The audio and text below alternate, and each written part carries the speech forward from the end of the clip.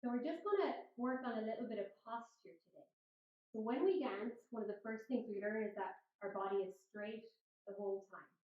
So our hands are up, in, back, hands down by our side. Once our hands are by our side, we're going to roll our shoulders back like this. So I'm going to stand like this. It might even feel silly, but it definitely doesn't look silly. I'm going to go to the side. I'll show you bad posture. This, good posture. You're going to roll your shoulders back like this, to the side, and back. And then you want to practice all your drills with your posture just like this to get used to bringing it through every dance.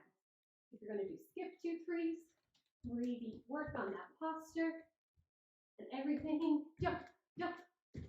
Everything you do, keep your shoulders nice and tight, and that will come through your whole body, and everything will look so much sharper overall. Hope you enjoyed.